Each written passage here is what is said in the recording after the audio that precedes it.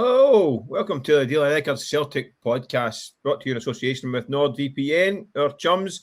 Check out the links below for your wee discounts. We've got plenty to talk about. I'm joined today by Craig Swan, my good friend and colleague. How are you, Craig? Have you recovered from your dusting on the golf course the other day? Sunburned and thrashed. Painful operation. Painful operation. Move on. In fairness, there's a bit of jiggery pokey with the handicaps. I must admit, I have to take that into account. No, so I think there's an asterisk. I think we call it a tainted title, won't we? Yeah, Patrick Carrington's open. Asterisk, Tiger isn't playing. Yeah, well, Tiger certainly wasn't playing with us the other day. Listen, on to Celtic, plenty to get our teeth into. Obviously, the dust is now settled. The people have been lying in celebration or a dark room after a wild and wacky end to the season. It seems like a long time ago already. Scottish Cup final. I mean, a double for Martin O'Neill. Well, listen, I think we know there's a heck of a lot of work required at Celtic with us, so we're going to get our teeth into that shortly. But what did you make of the cup final itself and the occasion, Swanee? The cup final was, for Celtic standards, a remarkably low-key event, and the fact that everything seems to have been so dramatic, crazy. I mean, sitting beside you at Hampden on Saturday, you had a haunted look of a man when Dunfermline went into the other half, because you're thinking, oh no, not another rip-up of a match report with 5 minutes to go. But I think for the first time in a long, Celtic fans managed to get a nice, easy, calm ride through the last 15, 20 minutes of a game with the game sewn up. So from that point of view, it was a professional job from Celtic. They did pretty much what we said on this podcast last week, that Dunfermline wouldn't make it easy for them, but if Celtic hit their stride as they were expected to hit it, the Celtic fans would have hoped they would hit their stride, that they would be able to manage the job pretty comfortably, and in the end, that's what they did. They won the game in the first half. They were really good in the first half, too good for Dunfermline, and it was a pretty routine, bar a little ropey 15, 20 minutes at the start of the second half that Martin O'Neill alluded to himself.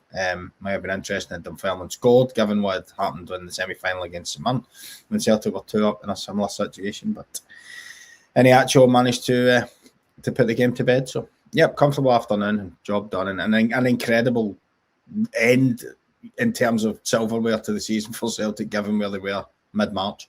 Well, we've sat here January, February, March, and I don't think anyone on the show has said Celtic are going to get the double this season. I don't think. Yeah. Did you see it? Were you? I think you have to be honest, Michael. I was on this podcast and said I couldn't see Celtic winning the title, and after they lost at Tannadice, you had to be honest about it. That it looked as though they were going to have to win 7 games in a row, and that just at that stage seemed utterly unlikely, given what was happening, despite the fact Martin was doing his best. But listen, at the end of the day, we also said it would be foolish to rule them out, because they have shown time and again that they can get over the line, and an incredible burst towards the end of the season. So, in one respect, yes, surprised that they won the double, but in another respect, after the league title had been won, you expected the double to be done. So. Yeah, I actually think the Tannadice thing's a bit of a red herring. Right? I think the title was won the previous fortnight, because the Tannadice game was a weird one, because it came at a time, if you remember back to kind of the period when they had faced the away games, they went to Ibrox twice in the League and Cup, Pittodrie and Stuttgart in that period. And I think a lot of people, they just lost to Hibs at home. Yeah. At that point, I think, listen, I'll hold my hands up. At that point, I thought this fortnight is end of season time. I thought Celtic at that point in time are going to going to Ibrox could knock them out the league. Going to get back there in the cup could knock them out the cup. They're going to be out of the European campaign against Stuttgart, and even things like Pittodrie was a tricky one. I thought that fortnight was going to end a season that had been stumbling about in the dark. But getting through that period, not just unscathed, winning those games, I thought was pretty extraordinary in the circumstances. Look at that team back then. McGregor was out. The strikers were all over the camp. It was the team was on its knees. Benjamin Arthur in from the start. Mate, honestly, that period. It is Benjamin Arthur. I mean, another one who'll be a great pub quiz in the future. Name the 6 Celtic signings in January 2026, and nobody will do it. And you barely do it now, and it's only early June. But I think that period was when I think getting through that period. I think then they realised, and they beat Mull at home after that period. I think that was the point. You know what? This team's got a bit about it. They went to Stuttgart. I thought the performance was terrific, albeit that they were going out anyway. But just the guts, the 2 games at Ibrox, the guts and the glory after the year, I think that was the belief. Tannadice, I think, was a bit of I say red herring. I think they were. Yeah, but that came after those results. It, so that was did, after that happened. That's what I'm saying, though. But I think that was a result because they were through that period thinking if we get through this period, we're going to be all right, and then they get to Tandis and fall flat in their face. But that I think that was a wee blip in there. But I think from that period and that away period, I think that was the foundation where the real kind of guts were shown with this Celtic squad, and that's what got them over the line in the end. The guts and the belief. Yeah. So I mean, listen, I think you got to say fair play to them because, like you say, none of us were predicting it. It probably, if you said back then, you probably didn't deserve it, but they do deserve it now because getting through that period and beating them, Michael, they do deserve it. Yeah, and folks are more about certain things and goals and decisions. Listen, during that period, Celtic also were hitting bad decisions as well, and I know the timing of the win at Mother was a bad one, but it was contentious. It wasn't a black and white yes or no. It was a contentious decision. It wasn't a wrong decision. Back to the matter, Michael, was the timing. Yeah. If that decision had happened in January when buried in amongst a load of other games, then well, it did. It did. It had happening back in those games. Yeah. I mean, it happened plenty of them. Yeah, they got through it. I mean, is it? I mean, Martin O'Neill's obviously got the glory. The manager gets the glory. Is it all down to Martin's magic, or what do you put it down to? No, absolutely not. It's about a lot more than Martin O'Neill. The manager has alluded to it himself with the input of Shaun Maloney, Mark Fotheringham, Steve McManus in the background. It's quite clear Shaun had a big effect on it. You could see players coming to the touchline at Hampden on Saturday in the cup final and speaking to Shaun. Callum McGregor and Martin was there, and Callum kind of went to Shaun and they kind of discussed it through, and that's in no way any way disrespectful of Martin O'Neill or anything like that. It was obviously something that Shaun had been working on and they wanted to talk about it, and Martin was quite open about it after the game.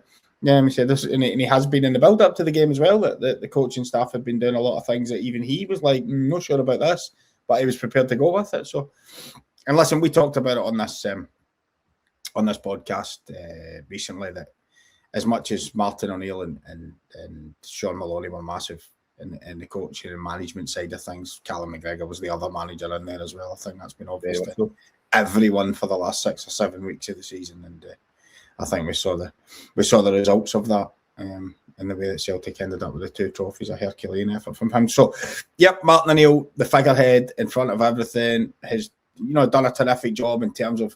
I don't think any other manager, as we spoke about previously, I think there was a point when the Celtic fans kind of thought, right, okay, we're not happy with this board, but we desperately need to try and get this title over the line. It's time to kind of get behind the team thing. But I think Martin played a big part in helping with that. He'd been going on about it for a long spell. So, of course, he does it in the way he's inspired players. And you've seen some of the wee video clips and, the way he pulls Junior Adamu and the ceremonial thing outside Celtic Park the other night to say, he scored the goal against Dundee, we wouldn't be here, and the wee clip you've seen of him with Sirachi in the dressing room. He's obviously brilliant at that kind of stuff, and he gets players playing for him, but this has been a collective.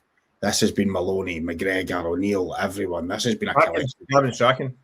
All of them, sorry, apologies for anybody I missed it. Yeah. Physios, Kitman, everyone, everyone's kind of mucked in. You could see with the celebrations at the end, everybody was involved. And Martin O'Neill made a point of shouting for everybody to come to for a picture at Hampden. I think if you saw it up behind one of the goals behind where the Celtic supporters were, they were trying to take a picture, and Martin was shouting everyone over. I mean, there was people that I didn't even recognise it. I don't know, bus drivers, everybody.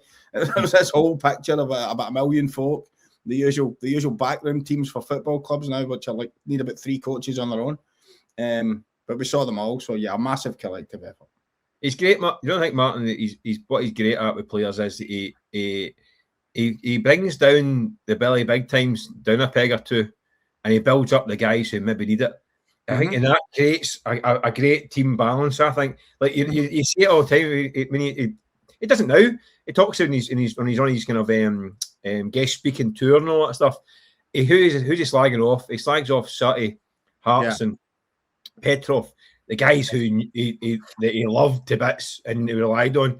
And you see he does it all the time. So he builds up the ones who maybe need that wee bit of a hug and a wee build up. Like you say, Junior Adamu, by the way, Junior Adamu, another one for the pub quiz question. I mean, no, Martin really thought of Junior Adamu. He never kicked a ball for the last 5 weeks. That tells you. Exactly. And he said it by the same with Bark Wishaw as well. He says, listen, a new manager might get a tune at this guy, and all that stuff. He works awfully hard. Okay, whatever. But he does it. He builds up the ones he's building up. He knocks down. He just chips. You see him slagging off guys, chips them down. We did it with Maeda, didn't he, after he scored the 2 goals against Falkirk after the first game of the split? He said, that third chance he missed, I'd have killed him. Exactly. He just keeps them on their toes. So he's a master at it. He's a master at it. And listen, it remains to be seen what happens with Martin in the future as well. But I want to ask you, Swanee, about we touched on Shaun Maloney there. Yeah.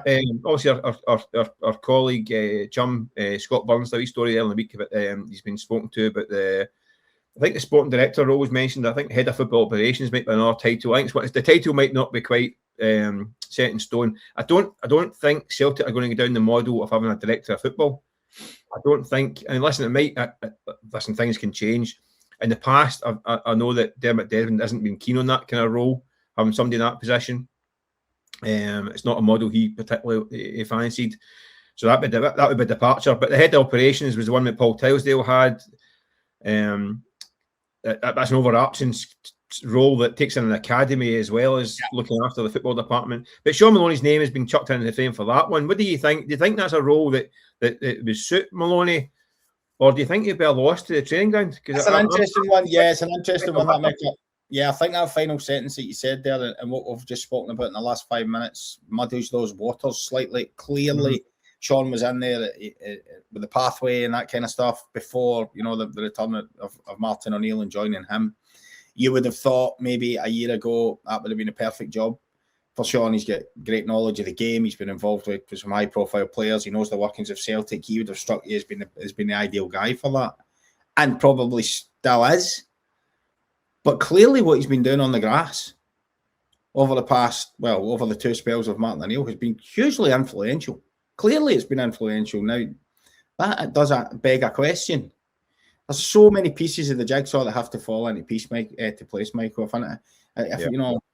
If a fresh manager comes in, he's going to want his own staff, and then Shaun's going to have to, I think we're all clear in the fact that Shaun Maloney will be at Celtic for the foreseeable future. He's going to have a role. Yeah. And a lot's going to come down to what happens with the manager. If it's to me, if it's not Martin O'Neill, Shaun will end up in a job of that capacity. Yes. If it is Martin O'Neill, he'll be staying firmly on the grass. So I think the decision will be made sort of elsewhere, if you like. I can't see a situation where Martin O'Neill has a job and Shaun moves upstairs. Yeah. Or Shaun moves into another role away from coaching. I just can't see that. I can't see Martin allowing that. No. I think Martin himself, hasn't he? He's leaned on Shaun tactically in terms of the modern game. And I think you talk to the players and you think, listen, I don't know if Shaun as well came to a conclusion. Listen, he's been a manager. He's also managed the Hibs and at Wigan. Difficult jobs at difficult times. I mean, I thought at Hibs there was potential there. I thought he'd do that a lot. What he did at Hibs, I thought looked really good. Wigan was a tough job at a tough time. I thought he did a good job there as well. Yeah, listen, coaching and managing are 2 different things, Michael, as you well know, because of the press stuff and all of that. If he's just allowed to coach, well, this is what I was going to get. This is what I'm going to get to. I mean, this guy is obviously Martinez's right-hand man for Portugal, working with some of the best players in the world. Yeah. And these guys who respect Belgium, respect them. I think maybe Shaun realised himself that maybe, we know. I don't say we're not. Shaun Maloney's putting on training sessions for Kevin De Bruyne and Romelu Lukaku, and they're not complaining about it. This is what I'm saying. But I think he knows what he's talking. And if you've got Callum McGregor, who's the best on-field coach in Scottish football for the last 5 years, working out operations with Shaun Maloney and how what's going to happen on the pitch, that tells you all you need to know. You don't need a CV. That tells you. Yeah. But I think Shaun will admit himself that I think maybe he knows he's not a personality like Martin O'Neill. He knows that himself. I said, we know him a wee bit through the year. We've known him for years. Yeah. Personal capacity. You know what he's like as a guy. A deep thinker about football and all that stuff. But maybe he's not quite that guy. He's not a Martin O'Neill type to go and he's not a huge presence in terms of his personality. He knows that himself, but he's a right good coach. Mm-hmm. So I think it's baby and bathwater stuff with Shaun Maloney. I think he's got a lot to offer as a coach. But I agree with you, Swan. It depends on the managerial position.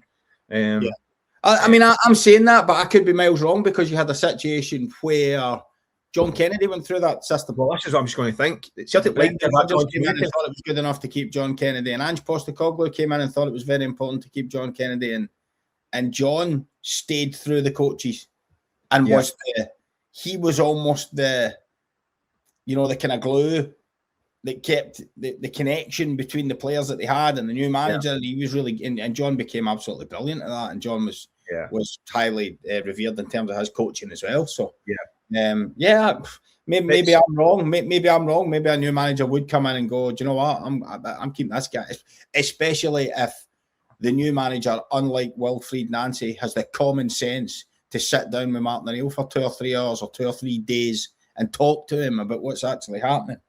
Major mistake that Wilfried Nancy clearly decided he wasn't. So that was one of many major mistakes he made. He had Shaun Maloney and Steve McManus, who is they're in the wee porta cabin in Lennoxtown. They're out there parking your car against the front door of the porta cabin. They're my way on the way in, but they two are in that cabin. So they've been in the main building taking the team with Martin the first time round. They're in the porta cabin, which is 100 yards from the main entrance at Lennoxtown. And not once did Wilfried Nancy go and chap his door, to Shaun Maloney's door, and say, right, what's been happening in the last 7 weeks? You've won 7 out of 8 games in this period, lost once to Midtjylland, who are a good side. So what have you been doing? How did you approach it? What have I got here? None of that. And by the way, Martin Neal left, right? So I get the 15-minute conversation with Martin was daft as well, right? But not walking 100 yards and chapping the door of the guy in the porta cabin. Yeah. To me, just seemed a bit silly. But listen, it remains to be seen. I've really got a gem in Shaun Maloney in there, and it would be wise to use him properly. Absolutely. And he's not a guy who's going to be trying to cut your grass behind your back and try to get a job. No. He's not that kind of guy. So I think there's a role for him. Whether it's a sporting director or a head of operation, I don't know. I think he might be wasted in that role. I don't know. Yeah. But listen, whoever gets that job, by the way, has got an absolute entry up to the ceiling. I mean, you're looking at the work being done. I've just done a wee bit for our online. Obviously, you get all the loan guys who are going. So let's try right, Swan, hold on, right. Okay. Thomas Chanchara back to Mönchengladbach. Unlikely. Yeah. I mean, Celtic at this point in time not planning on making a move permanent. £8 million quid. No, there's a story in Build this morning that they don't want him. Yeah, not happening. I don't think it's completely off the grid that they might of an offer down late on the window, because I think if the figure of £7 million is correct, it's 100% off the table. That's not happening. 700 grand would be a discussion. But I don't think they're going to get £7 million quid from him. So no. it's down the line, it might be something. But again, he's gone. Mvuka gone. Adamu's gone. Benjamin Arthur gone. They're all finito. Mm-hmm. Question marks over Marcelo player and Benjamin Arthur, incidentally. I think we'll be watching the match today in 5 years' time, and he'll probably be playing. He'll be Brentford's first team. He'll be playing for Brentford or playing for somebody. Yeah, absolutely. Sorry, go on. I've interrupted your flow of departures. I know. I'm trying to remember them all. Sirachi, Marcelo Sirachi, obviously back to Boca Juniors. They haven't heard from Celtic as yet. That's a worrying update from South America to hear that. Why not? Celtic have not got a manager at the moment. Martin Neal's finishes, and we're filming on Thursday. There's a whole new podcast on its own, Michael. He's going to stop Sunday. Why is things not in place? Yeah. And a whole other podcast, which I'm sure we'll go on to in the next couple of weeks. But I mean, there's other clubs. I won't name names. I don't have to. Everybody knows who they are. Yeah. Making major signings. Yeah. So actually, it looks to me, Rangers are away signing Lawrence Shankland from Hearts. That's already getting done. There's other clubs making moves. Clubs in England are ahead of the game. Clubs in Europe are ahead of the game. Boca Juniors still haven't heard from a guy who clearly the indication is likes it here, quite fancies it. No, look, we don't know the monetary situation. Maybe they Celtic paid to get him in because they needed. You don't know his wages are either. Really dish out a long contract. I get all of that stuff, but to not have heard, I don't find that very good. To be perfectly honest. It is still fairly early. You think that those moves will be made before it's now? Not, Michael. That's the thing. It's not. But clubs should be ahead of the game before June the 1st comes. Celtic ever been that? That's the point. We just laugh about it now. They never are, and every other club is. Yeah, re-signing guys, and they'll be registered on the 1st of June, and they're ahead of the game, and they're in getting the free transfer guys that are not, or the guys that are available, and they're in first, and they've been talking to them since February. It's 4 days after the season finish. Celtic don't even know who their manager's going to be.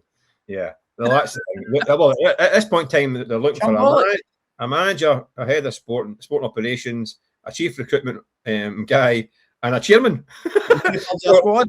So and about 2/3 of their squad. So they've got a lot. They've got a lot. So actually, for me, I think is one you think, yeah, it looks like a good, would be good business. You need to see what his wages are, what the fee is, because remember he is going to be pretty much second fiddle to Kieran Tierney. You're talking about a backup left back, and then also the problem is, Michael, you don't let a left back go. You don't let a left back go to the World Cup and have the potential of shining if you're trying to nick him first. No, that's true. I totally get that. What I would say, silly stuff. He goes there and he happens to play 2 games. He's outstanding against someone, and all of a sudden, I get that, Swanee. But I also would say to kind of play devil's advocate. I mean, he is what 27, 28. He's had a slightly checkered injury history since he done his cruciate. That's almost half my age. Don't be like that. Huh? You're doing this ages bit again. Listen, you always take a nip when I start off your age. Now you're doing it yourself, so I'm not getting involved. But I just say, what if you're playing devil's advocate, you're Celtic, you think, right, okay, he's 27, 28. His injury record isn't great since he done his cruciate at Leipzig. He could be earning 25, 30 grand a week. That's a lot of money for a backup left back. Yeah, really. Okay. So that's the only caveat I would say. But I think he looks as though he can do the business. Yeah, and I think it reminds me a lot of kind of Greg Taylor, who I think was a mistake to let him go. But then I can understand why he went, because they didn't fancy sharing a role with Kieran Tierney. And it's been unlucky for Celtic. Probably the 2 best. You could argue Benjamin Negrin, obviously, but the 2 best captures he made over the course of were the 2 lone fullbacks. Yeah, Araujo and Sarachi, and probably none of the 2 of them will be back. Araujo, for me, I think I wasn't sold on Araujo. Defensively poor. Defensively poor. There's no doubt about that. Mate, I think the opposite. I think attacking wise, he was poor. Oh, really? I think it's just Alistair Johnson shines a light on that, because Alistair Johnson's so good. The difference between Johnson coming back in an attacking sense was absolutely monumental, because Araujo didn't have the ability. He didn't get to the byline. He didn't get a cross in. He scored a goal against Kamara, which makes him a cult hero, and he smashed into tackles a few times. I didn't quite see it. I don't think. I think when Johnson came back, the difference in the team was absolutely massive. I think that's more a reflection in Alistair Johnson and how good he is. Maybe, but Araujo's will be on more money than Alistair Johnson, so I don't think he'd be spending that kind of money to go in, unless. I mean, the problem I've said that we have is that if Johnson is a good World Cup and produces goods at that level in that stage, Celtic could have a problem. You can bet your bottom dollar he's on the radar of a lot of teams. Very much so. I mean, I think it has been for a while, and it could be that the unfortunate nature of the injury he had, which kept him out for so long this season, might just hold a couple of them back from going in.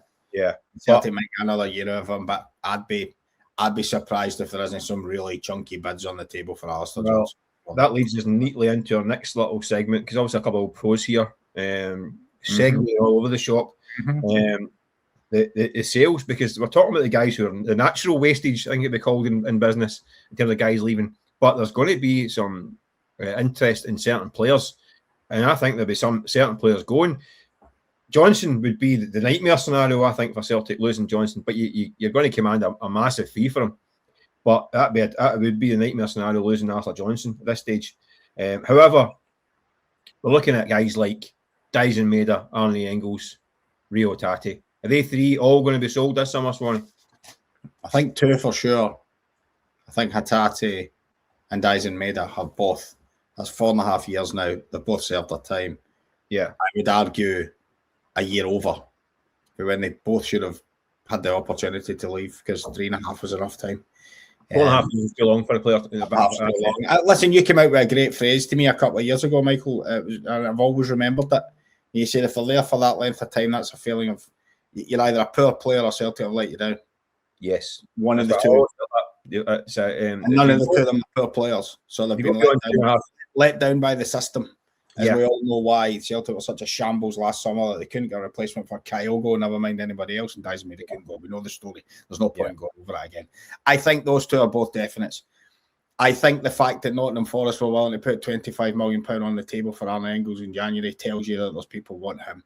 And the fact that they've survived. Now, we know how the market moves.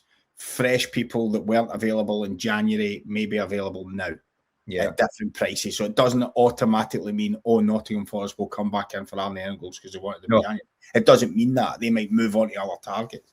But it gives you an indication of how he's thought of. I think it would be. I think it's shown in the last 5-6 weeks of the season, last 5-6 games when he came back in.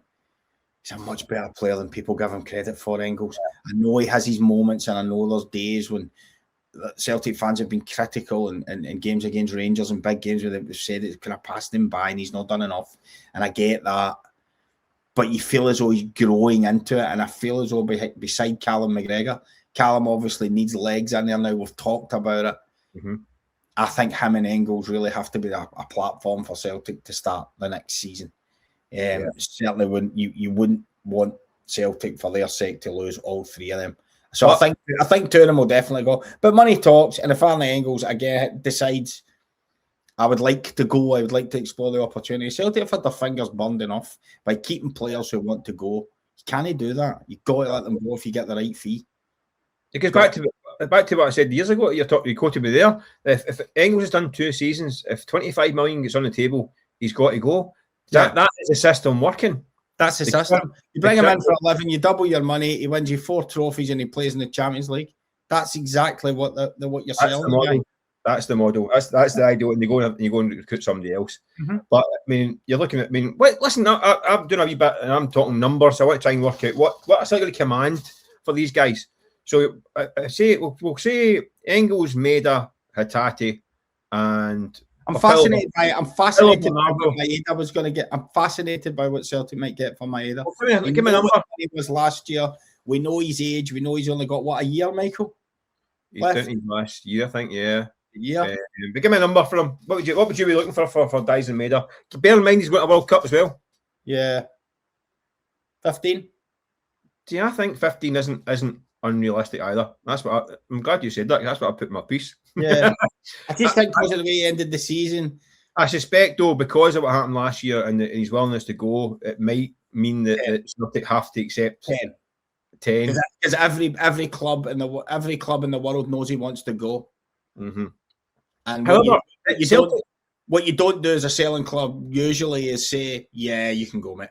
You've served your time. Yeah. But then Celtic have played hardball in the past. Celtic have proved to be tough negotiators in the past. You can't keep guys and made that again. Yeah. 15 million quid. They can maybe do that to Engels. They can maybe do it to, but you can't do that with Maeda this year. He's got to go.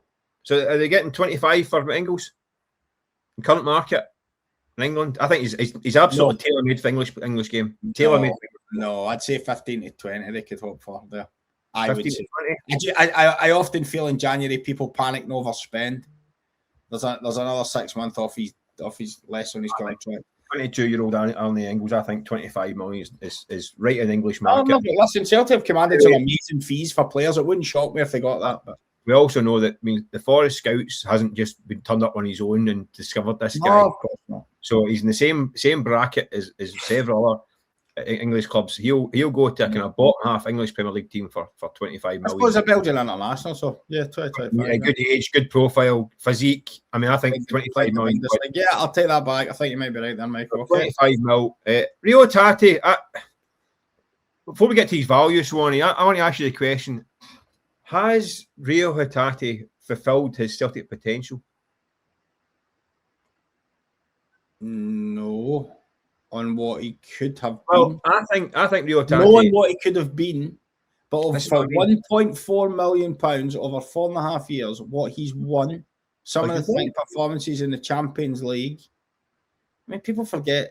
You remember the bit of football and pass against young boys to get Adamida away to qualify Celtic for the last 24 against Bayern Munich. Yeah. And that's absolute genius. No one else at Celtic could have done that. And that team that played that night played well for Postecoglou in the Champions League. For 1.4 million, he's been a tremendous piece of business. Oh, listen, has he fulfilled the potential of what he could have been? No, I'm phrasing that 2-3 years ago, Rio Hatate to me had the ability to be the best footballer in Scotland. He could have been the best in Scotland. He could have run games. He was absolutely magnificent. For some reason, it's just no happened. I phrased that wrong. I mean, what I mean is, has he fulfilled his financial potential? 10 times on. No, I would argue. I mean, I remember after the treble season when he was up for he was a candidate for Player of the Year, Writers' Player of the Year, I think that year. And I think at that point in time, if he'd said to me, I think he'd have broken the Scottish transfer record, I thought he'll go for 25 plus. And now he'll probably go for about 3 or 4, 5, maybe 5 million quid. Mm-hmm. What do you think value-wise now? Yeah, I think that in terms of what Celtic could have gotten for him. Yeah. And no, the chat back then about Brighton. Missed the they're spectacular. What you had? I think he would have been a potential. His big friend was there, wasn't he? Matoma. Yeah. I just think he was a £20 million. He was a £20 million plus midfielder, and this season he's not. I'll get 4 or 5 from other man. Yeah, it's strange though when we spoke to him. Listen, you know yourself. Limited deal. He doesn't do a lot of press stuff. It's also done through an interpreter, obviously as well. Quite a difficult chap to talk to. Not, I wouldn't say he's the most warm kind of character. I mean, we spoke to him last summer, and he said this is a big year for the World Cup, and he did say the right things, but he's not really cut it this year, has he? I mean, it's been too flaky. He had a good little burst of form during that period I was talking about, and then majorly dipped again. And Martin O'Neill clearly thought, I can't trust this guy for running. And it's a kind of sad end for him, really. If it's the end for him, yeah, I think the way that I agree with you. I think the way Maeda was celebrated out the door, I think it's a shame that Rio Hatate was walking about rather disconsolate looking, wearing a suit, and as if he wasn't part of it. But listen, that's it. Ultimately, Martin O'Neill had to make ruthless decisions to get Celtic over the line, and Rio Hatate clearly wasn't doing what he wanted him to do or what he felt he could do. Yeah. So from that point of view, it's a shame. The thing about Rio Hatate is, to me, there was never any average displays from Rio Hatate. No. Rio Hatate was a 6 out of 10. He was either a 9 or a 4. Yeah. It was a career that went up and down and up and down. So the highs were spectacular. I mean, no Celtic fan will ever forget the 2 goals he scored against Rangers. He was just in the door. Yeah. An incredible way to announce himself, and his Champions League goal, and was it Warsaw we were in, Michael, when he played Shakhtar Donetsk? I can't remember. Played brilliant that night when Celtic got their point away from home. The Real Madrid pass from him from the throw-in that was on UEFA websites, where he's pinged it over his shoulder. Yeah. But, a tremendous player. He's best. Not good enough times. That's the problem.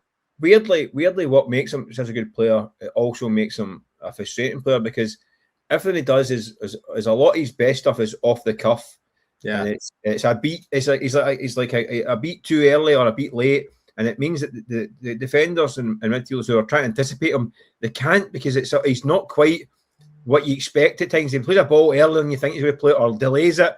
He's strong. I think I understand. I mean, Brendan Rodgers would pull his hair out with him at times because he didn't fit into the structure he wanted in terms of. I mean, Rodgers was a meticulous manager and coach. And Hatate was a bit of a maverick. And again, when Celtic had to kind of get back to basics towards the end of the season and just grind out results, there's no space for mavericks in there. There's no space for a guy who's trying to ping up. Yeah, but this is a great example. This is a great example of Rio Hatate infuriating inconsistency. You say grind, dig out results. 2 of Celtic's most horrible performances this season were in the second half of the season at Ibrox, where they dug out 2 results. And who was the main man both days? Yeah, I know. Comes off the bench at 2-0 down, and everybody lauds him for turning the game. Yeah, then he turns up the following week, having played in the midweek at Pittodrie as well. He then turns up on the following Sunday for the 0-0 draw and does an absolute dog shift. Yeah. Has to do every defensive job, cover, run, nothing like what his game's all about, and did it all brilliantly. 120 minutes. 120 minutes. I mean, if anything sums up Rio Hatate, that's it. But then he also goes to Tannadice. He goes to Tannadice 2 weeks later. It's absolutely awful. And it's just, the pitch wasn't great from that night. Ends up getting launched to right back. They end up out there. I don't think he looked particularly happy out there either. No, it's interesting we didn't see him really again after that. Well, you wonder if something was said, mentioned. It'll all come out in the washes, is it? It'll all come out in the books later on, yeah. Or probably come out in an interview in his homeland. Yeah. Or in one of Martin O'Neill's future speaking to coming to a night near you. Coming to a theatre there, yeah.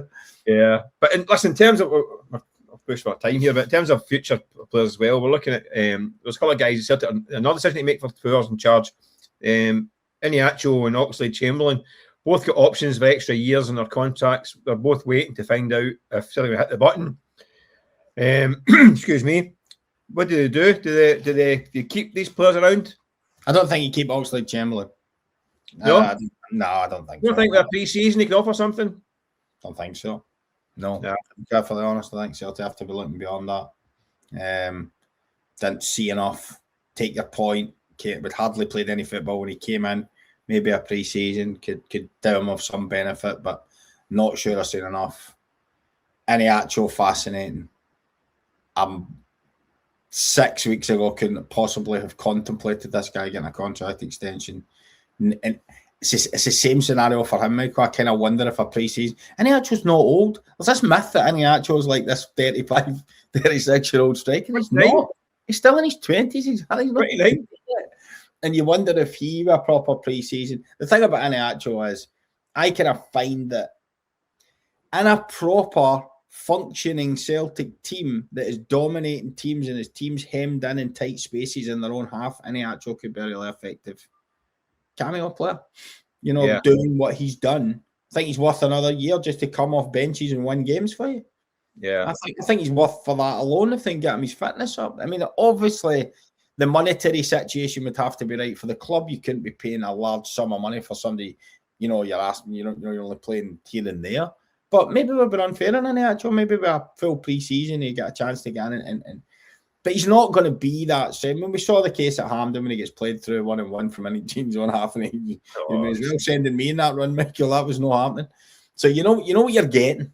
Yeah. I just think for in the penalty box, but it has to be a fully functioning Celtic team, Michael. Not the situation that we had under Martin O'Neill where it's going long term, or situations. There's days when you're having to chase things. Like Maeda was perfect for because Celtic weren't fashioning chance after chance after chance and hemming teams into their own penalty box and balls are flashing across the goal and things like that. I think if Celtic got back to that, Iheanacho could be a 15-goal a season guy. The problem is that, listen, the Iheanacho story is a weird one, right? I mean, obviously, he comes in day after deadline. I mean, emergency signing, basically, because they couldn't get a striker. Hadn't really... we've done a pre-season, but not much. Gets injured quite early on, and then comes back. He's injured again. I mean, pulls a hammy in the cup final, League Cup final, didn't he? Mm-hmm. He started well, mate. He scored the penalty at Kilmarnock. He hit the bar against Hibs when he had the chance. I think he scored in Europe. He got a wee injury, then he got a bigger injury. But then he gets back in. So he's back. But so when Martin returned in January, he was back kind of training not long after that, but never seen. I mean, he never got a sniff really for a good while. And you think, well, Martin doesn't fancy him. But I mean, the problem with Iheanacho, I mean, you think, well, he was training for 4 months, and yet even by the end of the season, the chat was he still can't do 90 minutes. He's 29 years old and couldn't do 90 minutes after 3 months training. What is the problem? From what I can gather, the problem is he's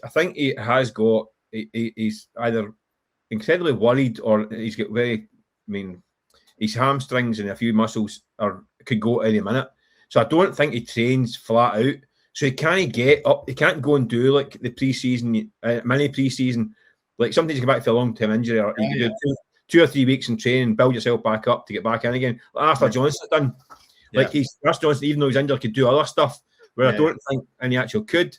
I don't think he'd ever get to a point where he was fully 100% fully fit. I don't think he's ever going back to that point again. So what you're doing is Iheanacho, I can see the kind of romanticised view of, listen, he's an impact player. He's the best first touch I think I've ever seen. Yeah. He's got unbelievable. Yeah. A first touch like an angel whispering in your ear. Absolutely incredible. And yet he can't trust his body. We're laughing at that run. He gets the ball on the halfway line. He's not running through even like Callum Osmond running through where to go because he's scared. I did start giggling together when that ball get past. He just said, "No, he doesn't want that." It was comical. I forgot about that incident with Callum Osmond. Well, yeah. So I mean, that's one for our podcast, I think. But so he's living in fear of these muscles getting snapped. So he can't go full out. So he can't get fully fit. So is it worth keeping around just to hope? But then that's the problem. He could play, and any minute at a time something could go, and he's a guy on the books. He's happy to be a 4th or 5th striker on the right money. That's the thing. I'd keep him. If Of it's course, like Kelechi, you're not going to start. You're going to get chances off the bench here. We need to win games, and you're only getting paid X because we can't afford to give you this because you're not playing all the time. Yeah, if he's happy with that contract, fine. I suspect with agents in football these days, they're not going to be happy with that contract because after what's happened and the goals he scored, they'll probably get a better one somewhere else. Possibly, but it's an interesting one. It's one they need to weigh up. But again, it gets back to where we at the start. I think he's earned it with what he's done in the match. Yeah, he's clearly earned the option to be taken by Celtic. Yeah, he's quite a popular character in the dressing room as well, which is always a bonus. So yeah, listen, we're back to where we come in this podcast, Swanee, that these are big decisions need to be made by somebody, and at the moment we don't know who these people are going to be. The manager, the chairman, the head of football operations, and the head of recruitment, all these things. So it gets back to the overriding. But Joe joking aside, isn't good enough. It's not. The time is ticking on. At some point, Celtic are going to have to eliminate their supporters with what the plan is. I think it's only fair. Asking people to stump up their season tickets. I know there's been a bit of a kind of a protest and paying late to kind of make a point, which I mean, if they unfortunately, but you reveal that's the plan, doesn't really make a point, does it? I suppose if they know the money's coming in. But I think there's an awareness of Parkhead. They do know they need to get the finger out and get moving. But who knows? By the times are sitting listening and watching this podcast, there could be a whole new team in charge in the top of the three at Celtic Park. And, or perhaps not. And 11 new signings paraded on June the 15th. But that would be surprising. But it's been a surprising season. It's been a surprising season, you're right, Michael. It's almost as surprising as you beat me at golf, Swanee. So we'll leave it. So we'll leave it there.